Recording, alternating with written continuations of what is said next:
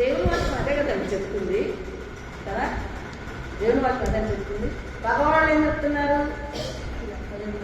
పగవాడు ఎవరు? సైతాన్.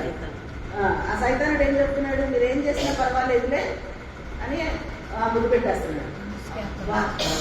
ఇస్తావా? ఈయనైతే నన్ను ముద్దు పెట్టుకున్నాడు, అంత నన్ను కౌగిలించుకుంటున్నాడు, ఈయనైతే ఎప్పుడు తిట్టే ఆయనైతే నన్ను ఎంత ప్రేమిస్తున్నారు అనుకుంటారు కదా. ప్రేమించేవారిని ఇష్టపడతారా? గర్వించేవారిని ఇష్టపడాలా? ప్రేమించేవారిని ఇష్టపడతాం. కానీ ఆ ప్రేమ వరకు కుట్ర ఉందని మనకి తెలియకుండా వస్తుందని తెలియక ఆ ప్రేమలో పడి ఆ ఊరిలో చిక్కు. గద్దించేవాడు గద్దిస్తే వాడు వెళ్ళకుండా ఉంటాడు, ఆ ఊరిలో పడుకోకుండా ఉంటారు అని చెప్పేసి గద్దిస్తారు కదండి. అంటే మంచి కోరు గద్దిస్తున్నారా? చెడు కోరు గద్దిస్తున్నారా? మంచి కోరు గద్దిస్తున్నారు. ఆడు మంచి కోరట్లేదు కాబట్టి ప్రేమిస్తున్నాడు. ఆ ప్రేమలో ఏం చేస్తాడు? తీసుకెళ్లాల్సిన వాడికి తీసుకెళ్ళి పతనం చేసేస్తాడు కదండి. పతనం చేసేస్తాడు. కానీ గద్దింపుకి లోబడాలి. గద్దించే వాళ్ళకి లోబడితే ఆ గద్దింపు ఉంటే మనకు మేలు కలుగుతుంది. అదే పదార్ల విజయవాడలో పదార్లు పాస్టర్ గారు మా పాస్టర్ గారు ఇవే చెప్తూ ఉంటారు. అంటే ఎవరన్నా ఉంటే ఊడ్చుకోవాలమ్మా, సహించాలమ్మా, అప్పుడే మనం చెప్తామా అని చెప్తూ ఉండేవాడు. విజయరామమ్మ ఎప్పుడు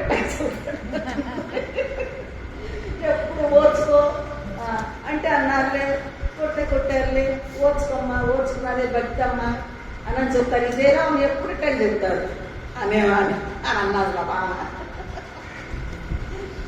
పాపానికి ఏమర్థమైంది? మనకి ఏం అర్థం కాదు.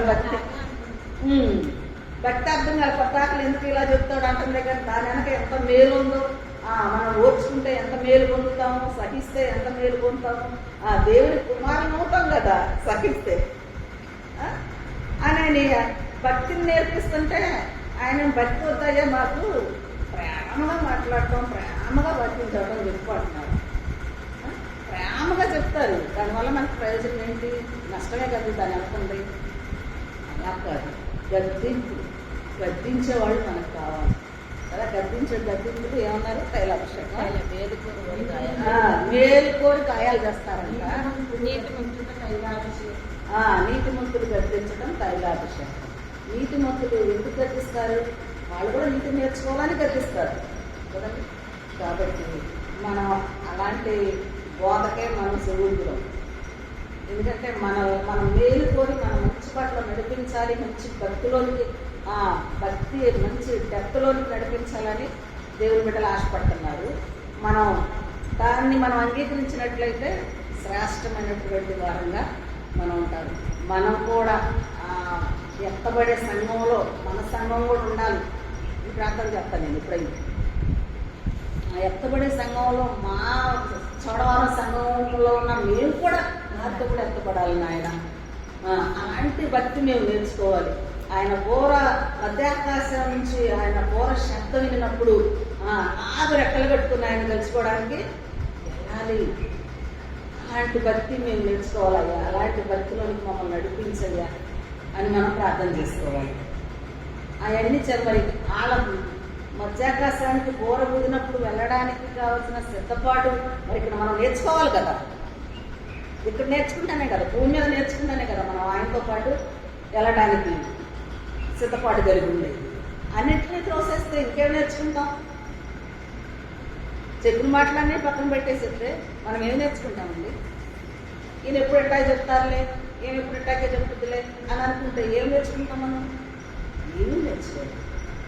కానీ నేర్చుకుంటే ఎంత గట్టిస్తే మనకి అంత మేలు. ఇప్పుడు వచ్చే నష్టం ఏం లేదు కదా. మనకేమైనా గాయాలు అవుతుందా, ఏమైనా కన్నం పడుతుందా, రక్తం కారుతుందా? ఏం లేదు కదా. మాట వినటమే కదా. మాట వినటం నేర్చుకుంటే మనం భక్తులు ముందుకు సాగుతాం. కాబట్టి మాట వినటం నేర్చుకున్నాము, భక్తులు ముందుకు సాగుదాము, నీటిగా జీవిద్దాము, మంచివారిగా ఉందాము, మంచివారుగా ఉండి మన పిల్లలకు ఆస్తి సంపాదిద్దాము, నీతిగా జీవించినట్లయితే ముందు ఆస్తి లేదని మనం బాధపడకోకుండా ముందు ఆయన నీతిని రాజ్యాన్ని పెట్టినట్లయితే ఆయనే అన్ని మీకు ఏం కావాల్సిన అన్ని సమృద్ధిని దేవుడే ఇస్తారు. మనం ఈ లోకంలో ఉన్న వాటి కోసం చింతపడి దేవుని విడిచిపెట్టే వాళ్ళం కాకుండా దేవుని రాజ్యం కొరకు పాటుపడుతూ నీతిగా జీవిస్తే ఈ లోకంలో ఉన్నాయన్నీ కూడా దేవుడు మనకి సమృద్ధిగా ఇస్తాడు. ప్రార్థన చేస్తాడు.